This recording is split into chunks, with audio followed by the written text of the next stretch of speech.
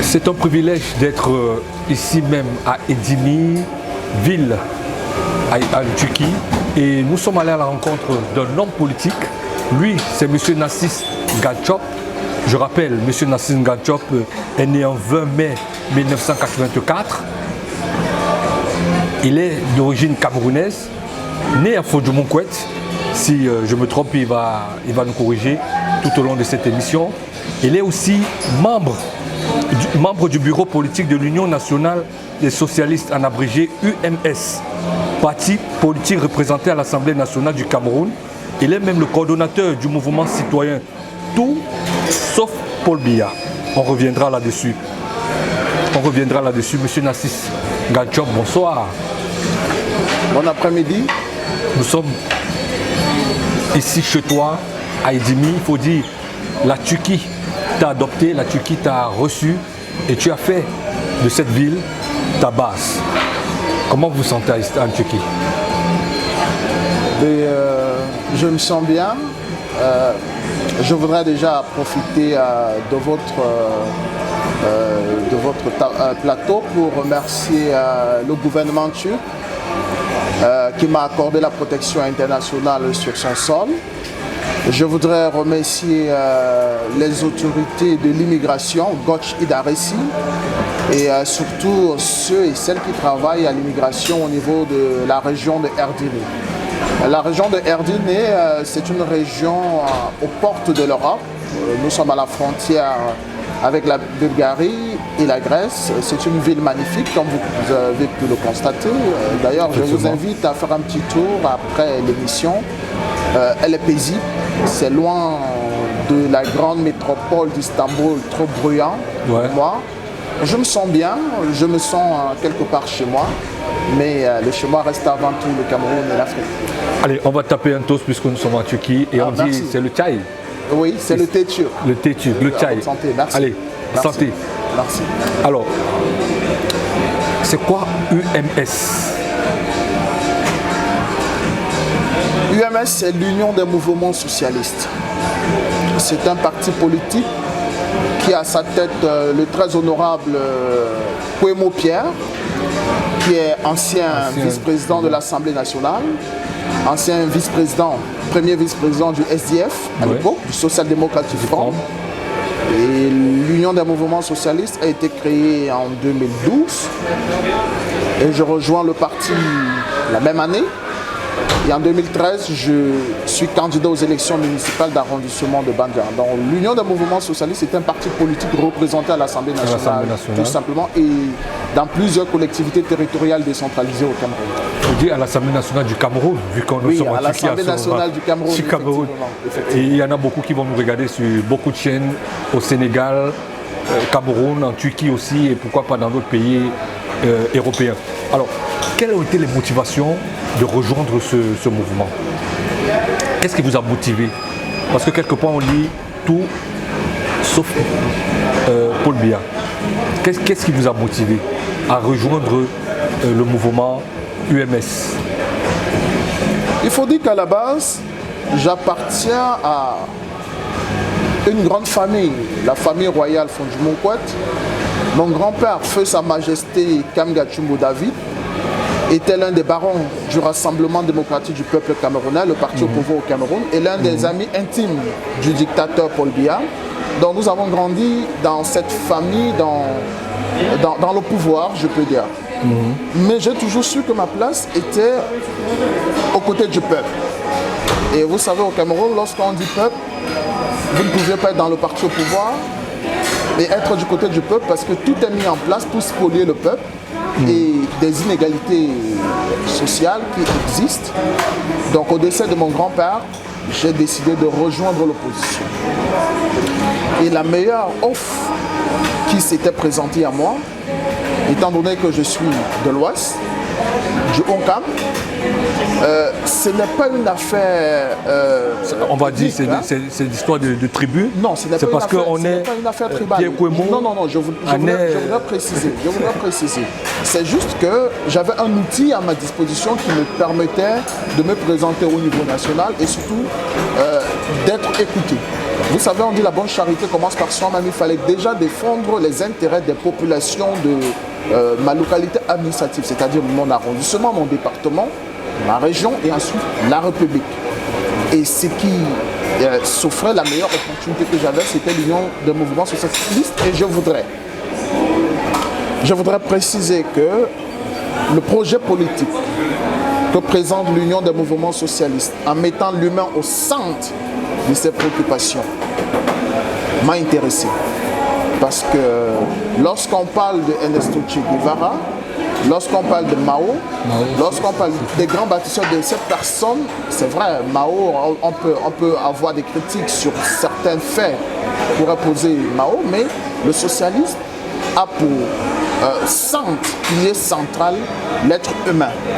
Et pour moi, l'humain est la clé de tout. Effectivement. Mais donc, dans l'ouest du Cameroun, on a aussi Maurice Kamto, qui est de l'ouest. S'il fallait dire aller dans un parti de l'ouest Cameroun, il y avait aussi Maurice. Il y en a pas mal d'hommes de l'ouest qui ont des partis politiques. Mais seulement, est-ce que c'est parce que Pierre Kouemon est natif du Onkam que vous avez adhéré plus rapidement, ou bien est-ce que c'est en suivant l'idéologie de Pierre Kouemon que vous aviez décidé de le suivre en 2012? Non, ce n'est pas une affaire du MRC. Déjà, j'ai connu réellement le mouvement pour la renaissance du Cameroun après 2016-17. Donc, vous étiez déjà dans le mouvement? J'étais déjà au cadre de l'Union des mouvements socialistes. Et puis, je voudrais dire que la personne du président Kouemon Pierre, sa discrétion, est un homme très charismatique. Il n'accorde pas d'interview. C'est un homme très discret, mais un homme... sa façon d'avoir tenu le Onkam dans l'opposition, malgré les pressions de tous les chefs traditionnels qui étaient sous le joug du parti au pouvoir, je pensais qu'il avait besoin de jeunes comme nous autres pour le soutenir dans son combat pour la justice, pour la vérité et surtout pour le développement, pour le bien-être de nos... Il faut rappeler, vous étiez très jeune à cette époque. Bien sûr. 2012, aujourd'hui 38 ans. Vous étiez un enfant. En politique, bon, peut-être pas un enfant, peut-être pour l'Afrique un enfant. Adolescent. Oui, à 28 ans, on n'est pas... Adolescent, très adolescent même, 28 ans, engagé en politique. Bon, lorsqu'on appartient à une famille politique comme la mienne, on s'y engage très tôt. Voyez-vous, mais je ne pense pas qu'à 28 ans, qu'on soit jeune, à 28 ans, on a un homme. Il y a des... Monsieur Kabila a pris le pouvoir dans son pays, il avait 28 ans. Monsieur, même si ce n'est pas un exemple, le président Kim Jong-un est devenu président à 28 ans. Et il y a le président autrichien, le premier ministre autrichien, qui est jeune, très jeune. Je ne pense pas qu'aujourd'hui, on peut dire que s'être présenté aux élections à 28 ans, c'est être jeune. Pour les Africains, peut-être. Encore faudrait-il. Mais lorsque vous regardez l'ancien président du Sénégal, Abdou Diouf, il a eu de hautes responsabilités très jeune. Très jeune. Monsieur Paul Biya a eu de hautes responsabilités à 28 ans, très jeune. Donc je ne pense pas que ce soit jeune. Alors, quels sont les motifs réellement? Entrons dans les motifs, parce que là, vous êtes au cadre du bureau national, du bureau politique, et directement, il y a de l'étau qui se resserre autour de vous. Alors, on veut comprendre pourquoi avoir quitté le Cameroun. Qu'est-ce qui s'est réellement passé? Qu'est-ce qui a blessé pour que M. Nassir Ngansop décide de s'exiler? En 2017 déjà, en 2017, nous créons avec certains jeunes, le journaliste Michel Biemtom, Abbé, je crois Christelle Abbé, c'est une jeune activiste des droits de l'homme au Cameroun. Sébastien Ebala, qui est un jeune chercheur et activiste aussi qui est au Cameroun. Et d'autres personnes, nous avons créé le mouvement Tout sauf Paul Biya, dont c'était moi qui étais l'initiateur. Pourquoi? Ce mouvement Tout sauf Biya s'inspirait du ballet citoyen au Burkina Faso, qui avait renversé l'ex-dictateur Blaise Compaoré. Il y en a marre au Sénégal qui avait dit non à la modification de la constitution par maître Abdoulaye Wade au Sénégal et Filimbi à la République démocratique du Congo.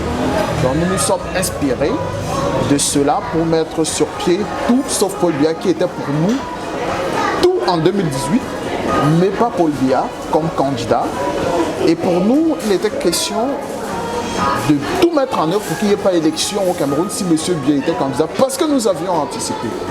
Moi, personnellement, qui connais le régime de M. Biya, n'oubliez pas que j'ai un enfant dans cette famille présidentielle, dans la famille de son épouse. Donc, pour nous, nous savions que si M. Biya allait aux élections, ce n'était pas pour perdre. C'était pour gagner, même s'il avait perdu, il devait être proclamé vainqueur, surtout avec le système électoral qu'il y avait. Et que ce soit le Conseil constitutionnel qui se mettait en place avec les hommes qui appartenaient à son parti politique. Donc c'est de là que part le mouvement Tout sauf Paul Biya. Je quitte au Cameroun en 2018 parce que une fois qu'on va aux élections, j'ai été approché par des frères qui m'ont convaincu qu'il faille qu'on accepte d'aller aux élections. Je voudrais rappeler que mon parti politique, l'Union des mouvements socialistes, s'est abstenu de participer à ces élections et de soutenir quelques candidats. Ouais. D'ailleurs, j'ai été appelé à l'occasion par le président Kwemo Pierre chez lui, à Yaoundé, à Bastos. Il m'a fait comprendre qu'il a lu dans des journaux, il a écouté à la radio que je comptais participer à une campagne électorale pour soutenir un candidat. Il m'a dit qu'il s'opposait à cela, parce que nous devrions nous abstenir et observer le jeu politique. J'ai utilisé cette subtilité pour faire comprendre au président Kwemo Pierre que ce n'était pas le cadre de son parti politique qui s'engageait dans le soutien d'un candidat, mais c'était le leader du mouvement Tout sauf Paul Biya qui devait soutenir un candidat. Vous voyez la nuance? La nuance, oui. Donc c'est pas le membre. C'est pas M. Nganchop Narcisse, membre du bureau politique de l'UMS qui soutient M. Kamto, mais c'est M. Nganchop, coordonnateur du mouvement Tout sauf Paul Biya et son mouvement qui soutiennent. D'ailleurs, si vous voyez les photos à la tribune de campagne de Yaoundé de M. Kamto, je suis à ses côtés avec le t-shirt Tout sauf Paul Biya 2018. Ouais. Donc, embarqué dans ce soutien par Valsero, qui était un très bon ami à l'époque. Ouais. Parce qu'il faut il n'est plus ami. Les liens sont coupés. Nous constatons, je constate que parfois lorsqu'on est en exil, lorsqu'on se retrouve, on peut croire qu'on avait des amis qui ne sont en réalité pas des amis. Quand cela ne tienne, moi je n'ai aucun problème avec lui, mais j'ai constaté qu'il a probablement un problème avec moi. Lorsque vous aurez l'occasion de rencontrer M. Valsero, Claude Abbé, vous lui poserez la question de savoir quel est le problème qu'il a avec M. Nganchop. Il vous répondra. D'accord, c'est noté. Il m'avait dit, parce que pour moi au départ il était question de soutenir, d'apporter notre soutien à M. Joshua aussi, qui pour moi était un candidat idéal parce qu'il venait d'une des régions anglophones. Et je sais que c'est un marxiste, monsieur aussi, c'est quelqu'un de... Donc pour moi, il était question de le soutenir. Et j'en avais parlé auparavant avec Valsero, qui à la dernière minute m'a dit non. Il a échangé avec le professeur Kamto. Il a décidé d'apporter son soutien au professeur Maurice. Professeur Kamto.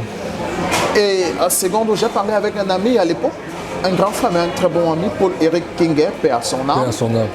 Paul m'a dit, parce que par la suite, je voudrais faire cette précision pour vos téléspectateurs. Important.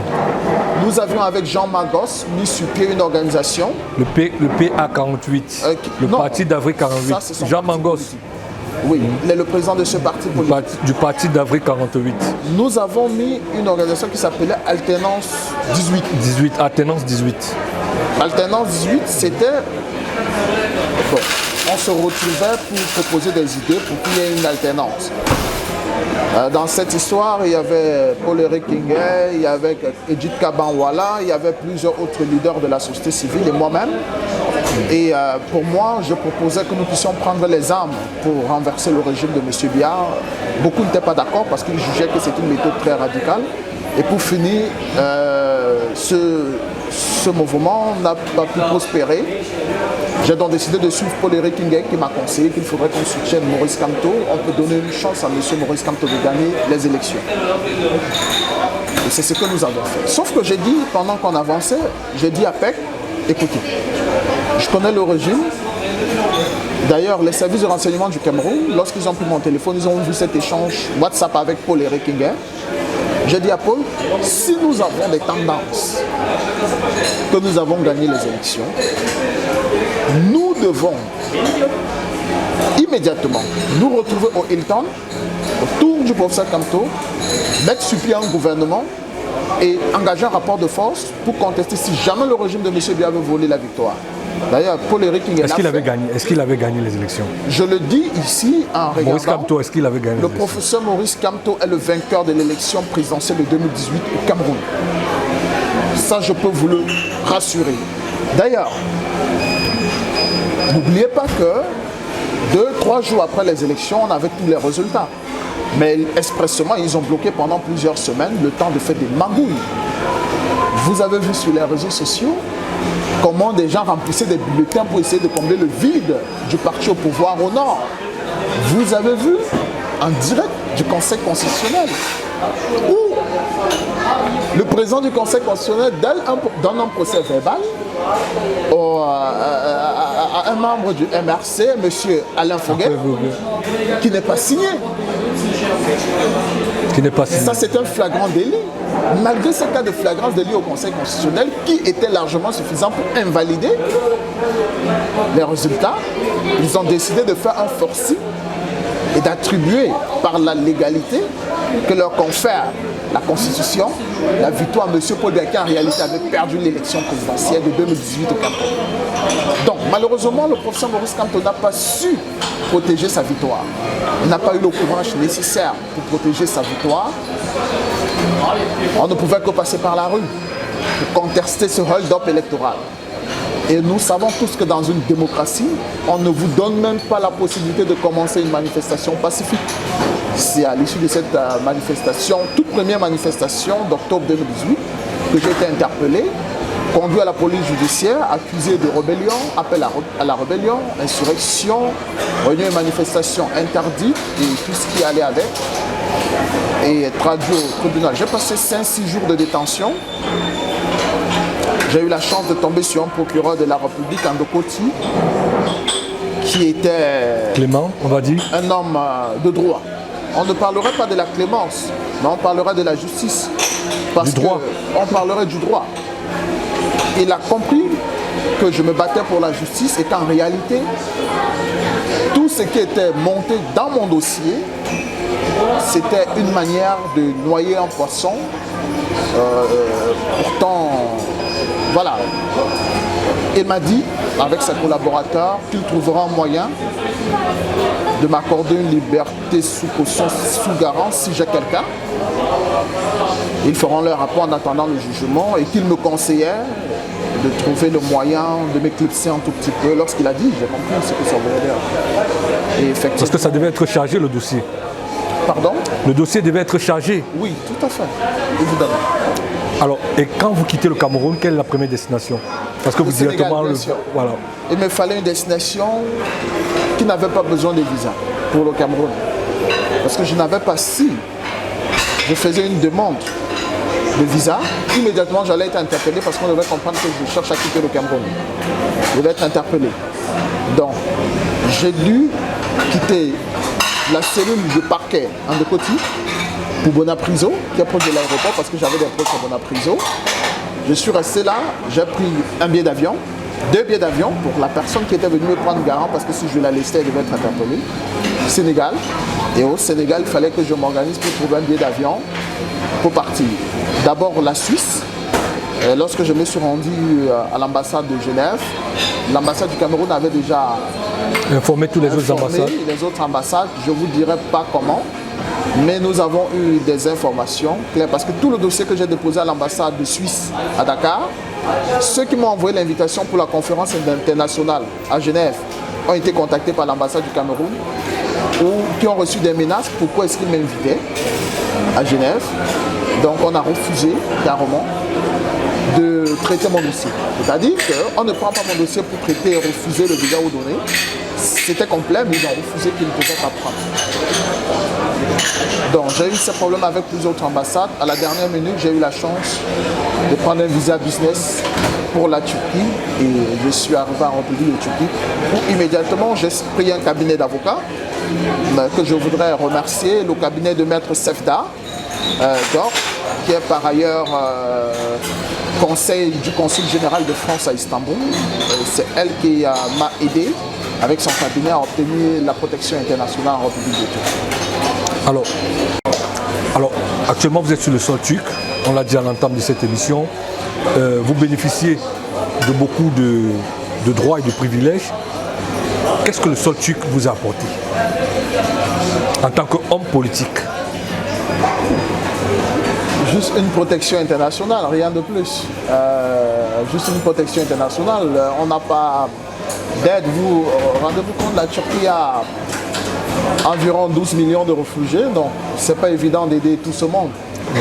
Aucun État au monde ne peut le faire. Déjà accepter. La République de Turquie fait déjà assez d'accepter autant de réfugiés sur son sol et je profite pour dire merci aux autorités turques qui font plus qu'il n'en faut pour l'accueil des migrants, pour permettre que leur sol soit une terre d'accueil, une terre de refuge pour ceux qui fuient des persécutions de par le monde.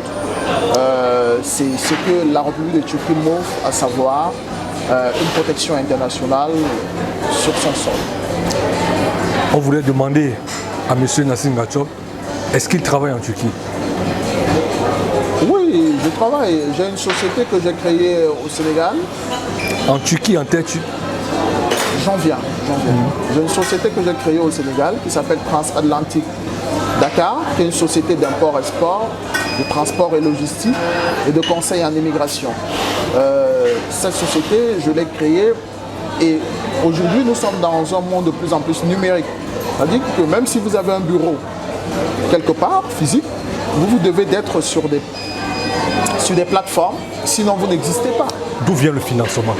Pour être plus clair, d'où vient le financement de Nassim Gatchop pour tenir aussi longtemps qu'il tient jusqu'à présent? Il faut dire, vous payez une maison, vous êtes en Turquie, vous payez une maison, vous payez un loyer, vous avez, donc, il faut du vêtement pour vêtir, il faut de quoi survivre.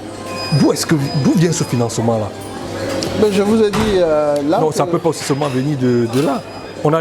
On sait aussi en même temps qu'il doit y avoir des partenaires qui vous soutiennent dans votre combat, dans votre cause. Est-ce que ces partenaires-là vous soutiennent aussi financièrement? Écoutez, le peuple camerounais m'a soutenu pendant 3 longues années. Le peuple camerounais, souvenez-vous, lorsque j'étais au Sénégal et que j'ai failli mourir, c'est le peuple camerounais qui s'est mobilisé, des gens que je ne connaissais pas, qui m'ont appelé, qui ont cotisé, que ce soit à Londres, à Paris, à Bruxelles, aux États-Unis, au Canada. Est-ce qu'actuellement ça se fait encore? Est-ce qu'actuellement ils soutiennent? Non, écoutez, cela a été un soutien très important pour me maintenir des gens ensemble. Et par la suite, il y a toujours des Camerounais qui apprécient le combat que nous faisons et qui de temps en temps peuvent nous appeler pour apporter leur soutien. Mais d'abord, je vis de mes propres moyens parce que je travaille, je vous l'ai dit. Ce que je fais, mon entreprise et les services que je donne aux personnes me permettent de vivre aisément, tranquille. Je n'ai pas besoin de soutien pour cela. Je gagne nettement mieux ma vie. Je n'envie pas quelqu'un qui a une fonction de directeur général d'une société, que ce soit parapublique ou d'une multinationale. Je gagne super bien ma vie par le travail par les services que j'ai. Je n'ai pas besoin de soutien. Maintenant, s'il y a des personnes de bonne volonté qui veulent m'apporter leur soutien pour le combat que nous menons pour la justice dans notre pays, c'est tout à fait normal. Tous les leaders du monde ont besoin de soutien, même les États ont besoin de soutien, à plus forte raison un individu. C'est pour cela qu'on évoque, on sait quand même que vous êtes soutenu.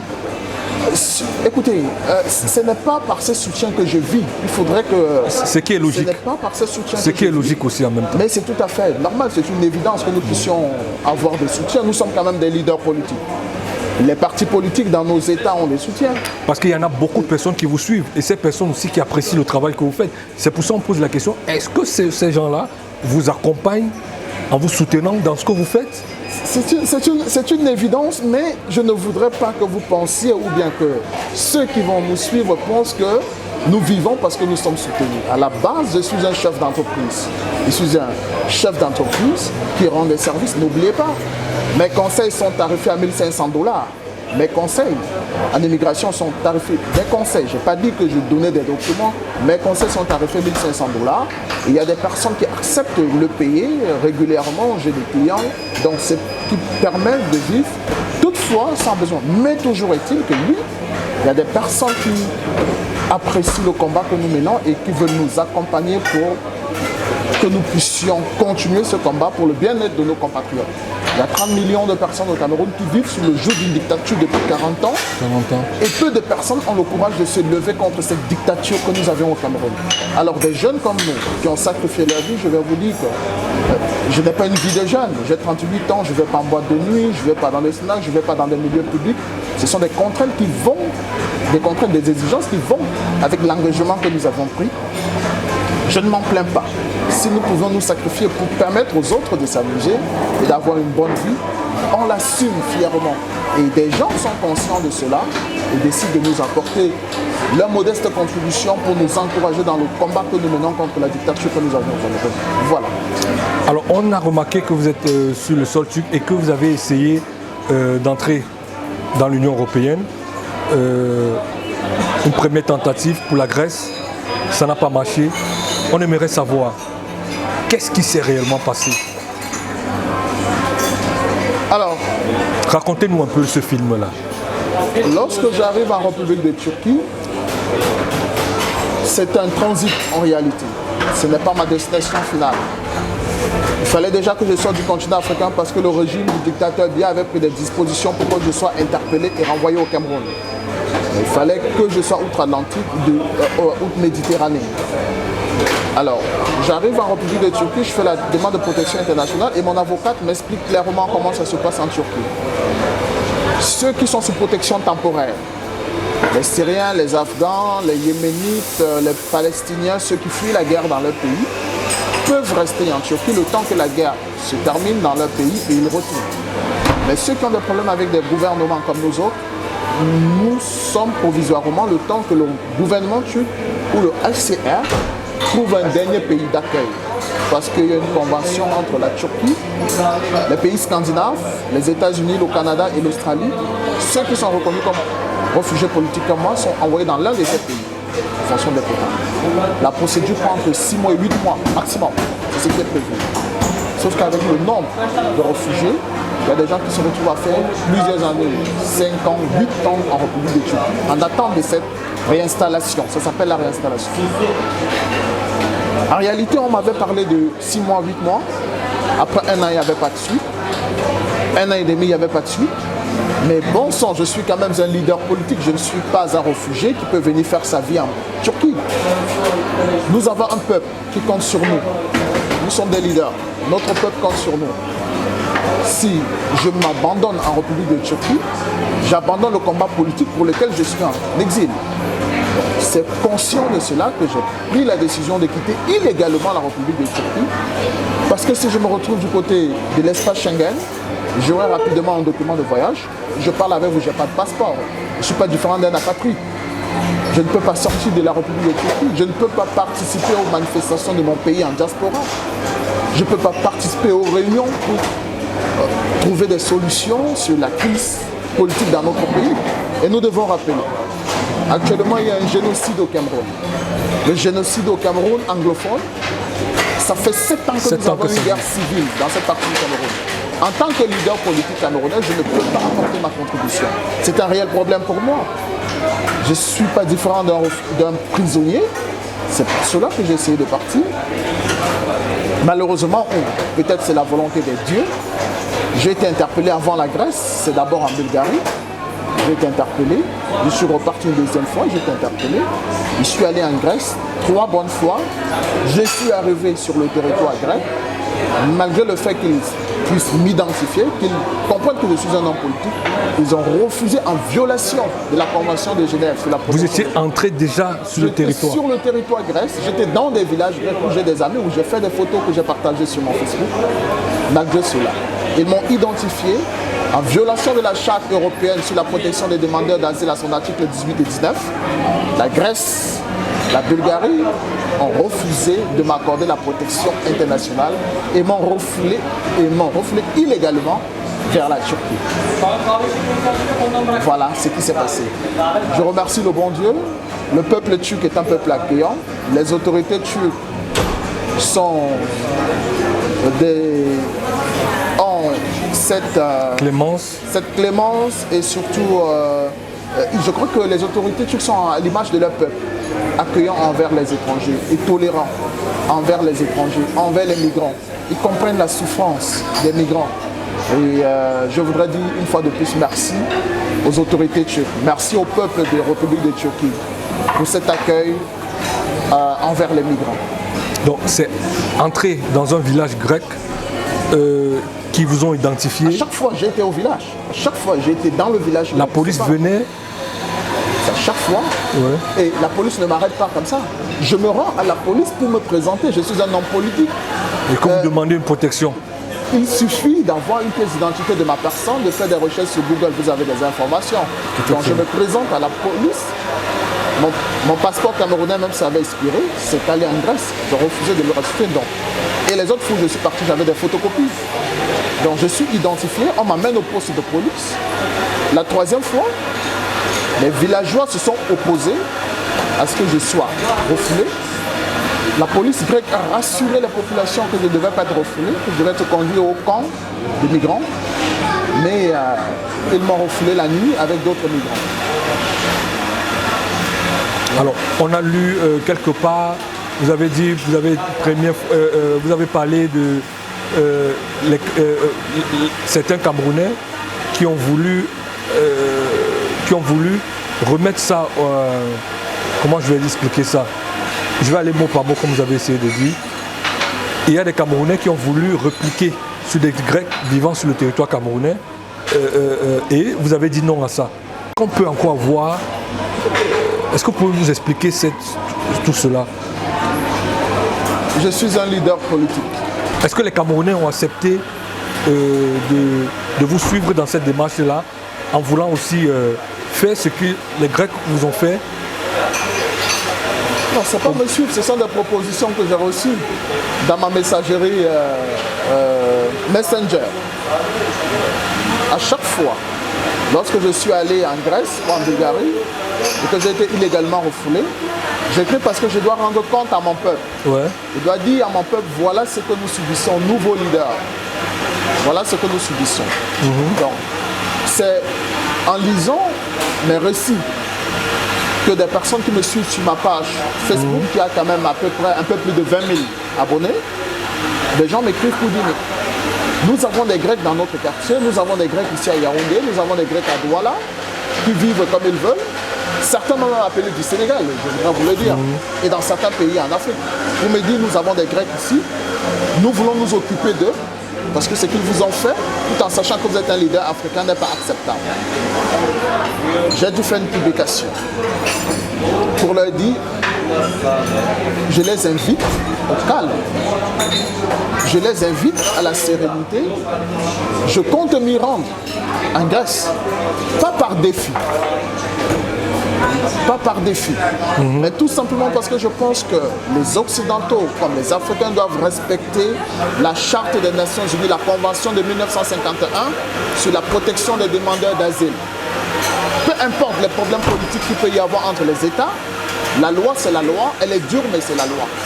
Et en ce qui concerne la Convention de 51 de Genève sur la protection des demandeurs d'asile, y ajouter à cela la Charte européenne sur la protection des demandes d'asile, la Grèce a pour obligation d'accepter, de protéger les demandeurs d'asile. Et s'il doit y avoir refoulement, cela doit se faire dans un cadre légal. C'est pour cela que j'ai dit que d'ailleurs je retournerai et j'ai invité notre peuple, les Africains qui me font l'honneur de me suivre, d'observer la situation. Voilà. Alors je vais un peu vous lire quelque part. Vous dites à ceux qui m'écrivent pour s'enquérir de la situation que j'ai vécue à 3 reprises en Grèce et qui me propose de leur donner mon accord pour la localisation et la réciproque sur les citoyens grecs au Cameroun. Vous reconnaissez dans ça? Oui. Alors, je continue. Tout d'abord, je vous remercie de vous inquiéter pour moi. Je me suis engagé en politique au Cameroun pour lutter contre toute forme d'injustice. Alors, je ne serais pas responsable d'une injustice, même si aujourd'hui je suis une victime de refoulement sauvage des migrants et demandeurs d'asile par les autorités grecques. Vous reconnaissez toujours? Face à la haine, nous devons opposer l'amour. La réponse à la violence par la violence doit être l'ultime recours. Et si seulement en face, ils franchissent la ligne rouge, c'est-à-dire l'atteinte à la vie. Est-ce que les Grecs ont atteint votre vie? Oui, j'ai été menacé par des soldats grecs. La dernière fois où j'étais refoulé, ils m'ont carrément dit, nous vous refoulons, vous revenez la prochaine fois. Carrément. Et il me souvient que devant le commissariat de Euresiada en Grèce, en 2 reprises, ils ont pointé l'arme sur mon crâne. En 2 reprises. J'ai regardé le jeune policier, je lui ai dit, vous pointez l'arme sur une autorité politique d'un pays africain. Vous avez vos compatriotes dans notre pays. Il m'a répondu, we don't care about that. Lorsque je m'adresse à mon peuple, vous comprenez que je parle, je demande de répondre à la violence par l'amour. Mais si jamais la ligne rouge elle est franchie, si jamais à l'atteinte à la vie, je partais en Grèce et que je disparaissais parce qu'ils ont décidé de m'éliminer, oui, en ce moment, je donne feu vert à tous ceux qui me suivent de riposter, ceci pas pour me venger, mais pour envoyer un message clair aux autorités grecques que si vous attentez à la vie de nos compatriotes ou d'un de nos leaders, voici ce que pourra subir à l'avenir encore vos concitoyens. On ne peut pas attenter à la vie d'un leader politique ou bien tout simplement d'un de nos compatriotes et il ne se passe rien. Il faut qu'il y ait une riposte. Et la ligne rouge, effectivement, j'en profite pour regarder la caméra pour mettre les autorités grecques en garde.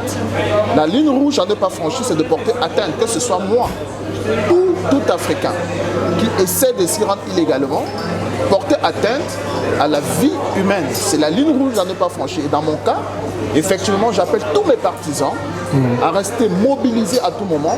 Le cas échéant, effectivement, je leur donne feu vert de faire ce qu'ils ont envie de faire. Mais là, quand même, vous n'avez pas donné feu vert parce que vous dites, quand je continue à vous lire, vous dites les citoyens grecs qui vivent au Cameroun, dont j'ai de bonnes relations avec certains, ne sont pas responsables de la politique fasciste de leur gouvernement actuel. Je vous appelle donc à la tolérance et nous allons continuer à observer le comportement des autorités grecques. Car je compte m'y rendre à nouveau les jours à venir. Alors là, au moins, la ligne rouge n'a pas été atteinte. Jusqu'ici, la ligne rouge n'a pas été atteinte par les autorités grecques. Pour le moment, je ne suis pas retourné en Grèce. Depuis plusieurs mois, je ne suis pas retourné. J'ai reçu beaucoup de conseils, que ce soit des amis en Turquie, des gens qui m'ont appelé aux États-Unis, en France, un peu de partout. Quel type de conseils, par exemple, que vous ne vous rendiez plus, que vous arrêtez, il fallait que j'attende un tout petit peu, que le climat se baisse. L'avancée de ma procédure à l'immigration turque. D'ailleurs, à l'immigration, ils me l'ont dit eux-mêmes. Il fallait que je patiente un peu. Alors, j'ai donné un peu de temps. Le temps d'observer. Nous espérons qu'en 2023, ici, avant la fin de 2023, il y aura une solution. Je vais observer la situation. Alors, ce que vous avez écrit, vous avez dit, car je compte m'y rendre à nouveau les prochains jours. Oui, les prochains jours. Donc ça veut dire... Les prochains jours, ça peut être dans 6 mois, ça peut être dans 1 an, c'est les prochains jours. Mais je compte m'y rendre. Sauf si, bien évidemment, il y a une suite favorable à mon dossier à l'immigration turque, c'est-à-dire une réinstallation. Sinon, le temps presse pour nous, mon cher ami. Je suis Camerounais. Il y a une situation politique dans mon pays. Je suis leader politique. Mon peuple compte sur moi et d'autres jeunes leaders en diaspora. Je ne viendrai pas dormir en Turquie. Je ne suis pas là en Turquie pour le tourisme ou pour, comme on dit, je ne suis pas venu chercher ma vie en Turquie et non plus en Europe. Quel que soit où j'irai, que ce soit aux États-Unis, au Canada ou dans un pays européen, scandinave, c'est obtenir un document de voyage et me préparer à retourner dans mon pays. Je dois servir mon peuple. Je ne suis pas en Europe pour chercher une vie en Europe. Ma vie, c'est au Cameroun, c'est chez moi. Et je compte bien y retourner, quelle que soit les manières. Je compte bien y retourner.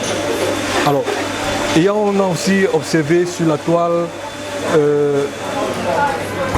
une jeune fille sénégalaise qui s'est plainte que vous détenez son passeport et jusqu'à aujourd'hui, ce passeport n'a pas été restitué.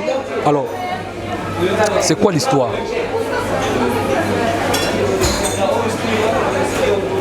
Vous connaissez quand même ce dossier? Oui, bien sûr, j'en viens.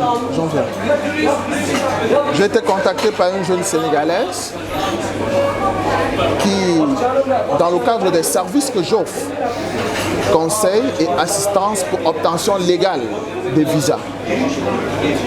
Ça peut être des visas électroniques, ça peut être des visas dans des ambassades. Et dans le cas pratique des Africains qui sont en République de Turquie, si ces personnes veulent sortir légalement de la République de Turquie, je leur conseille des visas électroniques parce que ce n'est pas possible, c'est pratiquement difficile d'obtenir des visas à l'ambassade pour des pays Schengen. Généralement, l'ambassade vous conseille de retourner dans votre pays d'origine.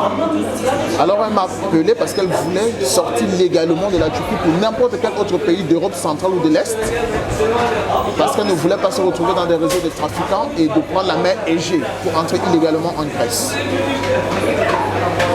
Nous avions échangé et elle est venue me rencontrer en disant peu importe le pays, je souhaite un visa électronique pour sortir légalement de la Turquie parce que c'est l'annonce que j'avais faite sur ma page TikTok.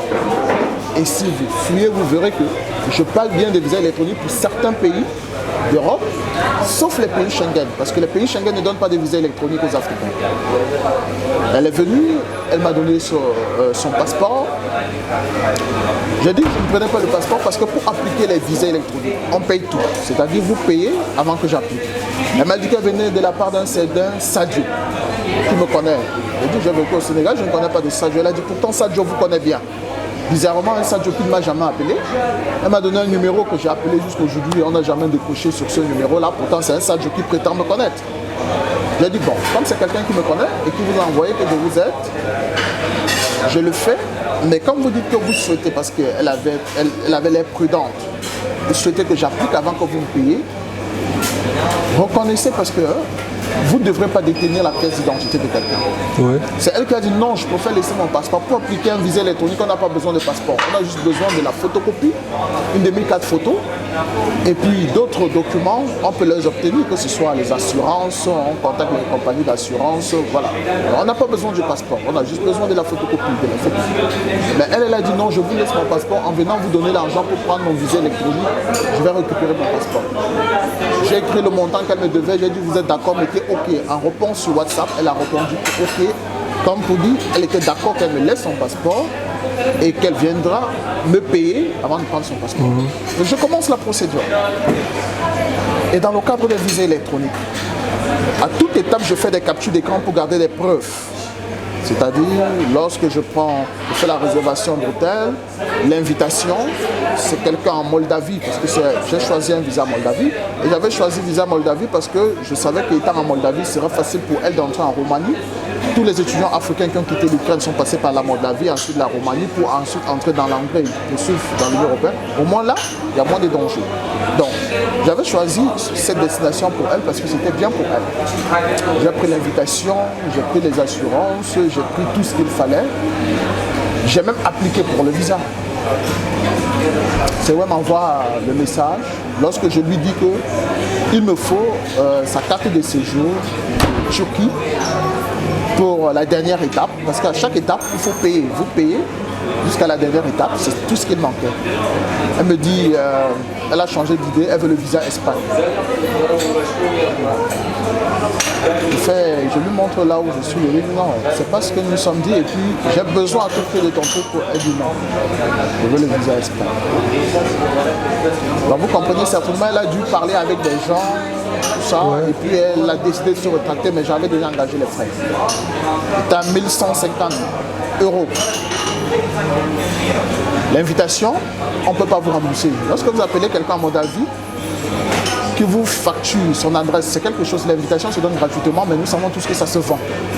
Ouais. Les gens vous réclament l'argent. Lorsque vous donnez l'argent à quelqu'un, si vous avez donné 1 000 $ à quelqu'un pour qu'il vous envoie l'invitation, une fois qu'il vous envoie, vous ne pouvez pas savoir si vous l'avez utilisé ou pas, c'est fini. C'est fini. L'assurance, lorsque vous avez engagé l'assurance, c'est une autre procédure. Déjà, même les frais de visa de 215 € que j'avais payés, heureusement, j'ai fait toutes les captures d'écran que j'ai dans mon téléphone. Toutes les captures d'écran, il a fallu main et pied pour pouvoir récupérer cet argent. Mais j'ai perdu l'invitation, j'ai perdu l'assurance, la réservation d'hôtel m'a aussi été remboursée. Et j'ai les captures d'écran. Bon, elle a refusé, elle me doit 950 €. J'ai dit, vous avez le droit d'annuler, mais tant qu'il y a des frais qui ont été engagés pour la procédure, tant que vous ne remboursez pas cet argent, je ne peux pas vous donner votre passeport. Je m'attendais à ce qu'elle puisse demander pardon comme une petite soeur, parce que c'est une gamine, je crois qu'elle doit avoir 21, 22 ans. Demander pardon, elle était plutôt insolente, mal polie. Mais alors, j'ai reçu des menaces, des gens qui m'ont appelé pour me menacer, tout ça. Et c'est enregistré parce que j'ai un téléphone qui enregistre automatiquement. Un jour, je reçois un coup de fil. La personne me dit un message. Je suis de l'ambassade du Sénégal. Je lui donne mon numéro direct, je lui dis appelez-moi, c'est une bonne chose, comme vous appelez, par rapport à cette situation. Il me dit qu'il est deuxième secrétaire, il ne donne pas son nom. Pour un diplomate, déjà, c'est une erreur de forme, parce que la première chose, les civilités, vous devez vous présenter. Les civilités. Il me dit juste premier secrétaire à l'ambassade du Sénégal, il ne donne pas le nom. Bon, après, moi, je suis quand même un homme politique. Je comprends que ça, c'est une maladresse pour quelqu'un qui prétend être diplomate. Bon. J'échange cordialement avec lui, je lui explique l'histoire. Je m'attends à avoir un échange respectueux cordial avec mon interlocuteur. Lorsque je finis de prendre la parole, il prend la parole à son tour pour les invectives, pour des menaces.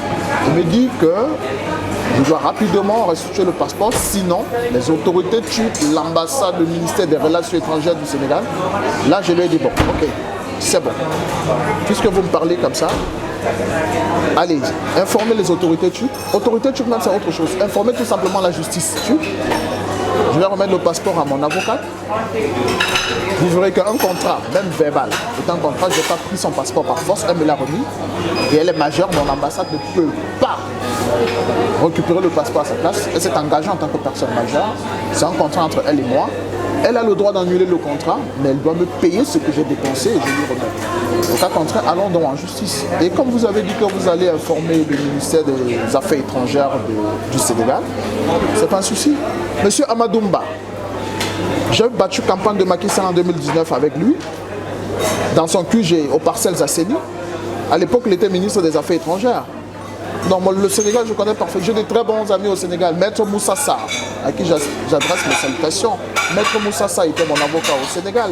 Lorsque j'ai eu des problèmes au Sénégal contre l'hôtel Sunset, j'ai passé 8 mois à l'hôtel Sunset. Avec l'ambassade du Cameroun, ils sont entrés dans une magouille pour pouvoir me déposséder de mes biens, me bloquer au passeport. C'est Maître Moussa Sarr qui m'a défendu au Sénégal. J'ai plein d'amis au Sénégal. J'ai dit, bah, allez-y. Dites même à Macky Sall, dont j'ai le courrier chez moi, lorsque Macky Sall m'a adressé des félicitations pour avoir participé à sa campagne, par l'intermédiaire du ministre Augustin Tine. À l'époque, c'est M. Augustin Tine qui était directeur du cabinet à la présidence du Sénégal. J'ai le courrier avec moi. Dites au président Macky Sall que je détiens le passeport d'une Sénégalaise parce qu'elle me l'a donné pour un service et elle devait me payer pour le service que j'ai rendu. Au lieu de m'appeler, parler dans le respect mutuel. Le Sénégal, c'est mon deuxième pays. Je me sens sénégalais. J'ai une famille au Sénégal. Quand je parle d'une famille, des gens qui m'ont adopté, des amis au Sénégal. Au lieu de me parler dans le respect, cordialement dit, c'est une jeune sœur, trouvons un moyen. Vous me proférez des menaces, mais je vais envoyer ce passeport-là en justice. Et si cette demoiselle, elle est en Turquie, elle sera interpellée pour abus de confiance et non respect d'engagement. Parce que c'est un abus de confiance.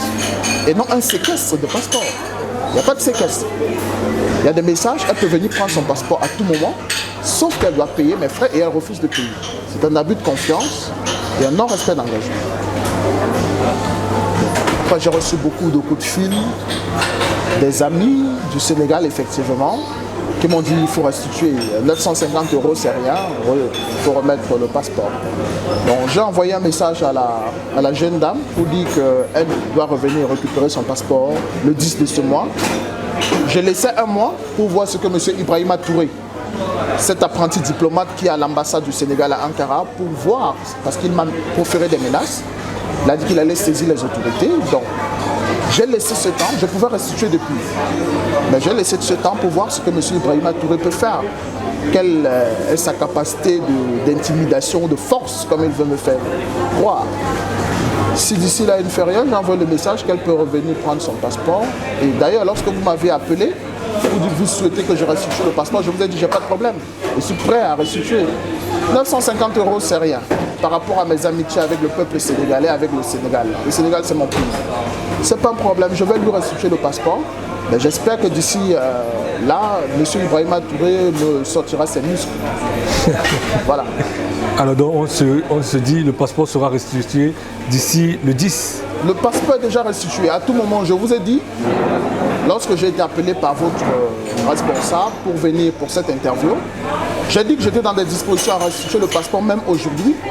Je vous ai demandé d'appeler la demoiselle en question et de venir avec elle, que je remette le passeport en votre présence devant votre média. Mais apparemment, elle n'est pas venue avec vous. Je ne sais pourquoi. C'est pour vous dire que le passeport est déjà dans des dispositions d'être restitué. Je n'ai pas d'intérêt à garder le passeport d'une jeune sœur. Le Sénégal, c'est chez moi. Je n'ai pas d'intérêt. Ça me sert à quoi son passeport? À rien du tout. Alors, c'est une maladresse. J'attendais tout simplement qu'elle soit humble, qu'elle demande pardon et que je lui donne son passeport. Même dans son orgueil, j'étais dans la disposition, mais c'est elle qui n'est pas venue. Donc, vous comprenez que peut-être c'est un aveu de culpabilité, elle ne veut pas venir récupérer, ou toujours orgueil, insolence, ben tant mieux. Moi, je suis prêt à aller, que ce soit en justice, ou de restituer tout simplement son passeport, pour vous qu'elle vienne avec des témoins et qu'elle reconnaisse qu'elle s'est trompée, qu'elle demande les excuses, je lui donne son passeport. Merci M. Nassis Nation. On a fait le tour des questions. Alors, qu'est-ce que vous pouvez dire aux millions de téléspectateurs qui vont regarder cette émission à travers le monde? Vous regardez la caméra, vous avez 2 minutes pour leur parler. À vous. Premièrement, je voudrais remercier cette importance que vous accordez à ma modeste personne. Je voudrais tout d'abord m'adresser à la jeunesse africaine. Mon constat en tant que réfugié politique, c'est que les Africains ne sont pas unis. C'est que les Africains s'éloignent de leur identité. Et le plus souvent en Occident, les Africains ne s'affirment pas comme tels. Lorsque vous demandez le nom de quelqu'un, il vous donne un prénom au lieu de vous donner son nom africain. Je voudrais demander aux Africains de ne plus avoir le complexe d'infériorité face aux Occidentaux. Parce qu'en réalité, la différence qu'il y a entre les hommes se trouve au niveau de l'intellect et non au niveau de la couleur de peau. Je voudrais demander aux Africains d'être fiers de leur identité africaine. Et surtout à la jeunesse africaine, de prendre conscience des enjeux. Le monde avance, le monde évolue à une vitesse phénoménale. Nous, en Afrique, la jeunesse doit prendre conscience et s'impliquer sur les questions politiques de nos États. Pour terminer, je vais m'adresser au peuple souverain camerounais. Je sais que vous traversez des situations difficiles, chaotiques. 40 ans de dictature dans notre pays. Je vous invite à la sagesse. Je vous invite à comprendre que nous devons ensemble nous battre, comme toutes les autres nations du monde, pour la libération de notre peuple du joug de la dictature. Je nous invite au courage. Un peuple qui ne se lève pas contre les injustices dont il est victime, on ne peut pas s'apitoyer sur son sort. C'est à nous de libérer notre peuple de la dictature. Nous passerons probablement par des périodes difficiles au Cameroun. Mais c'est dans la douleur qu'on se construit. C'est dans la douleur qu'on bâtit de grandes nations. Sur ce, je vous remercie. Merci Monsieur Ngasso. Merci de nous avoir reçus ici, même chevaux, à Idimi. Beau paysage. On aura le temps de visiter, de découvrir cet endroit magnifique. Et nous vous remercions pour l'accueil. Merci. Merci de nous avoir regardés sur TIFF Télévision. On se donne rendez-vous au prochain numéro avec un autre homme politique, voire un acteur de la société civile. À très bientôt.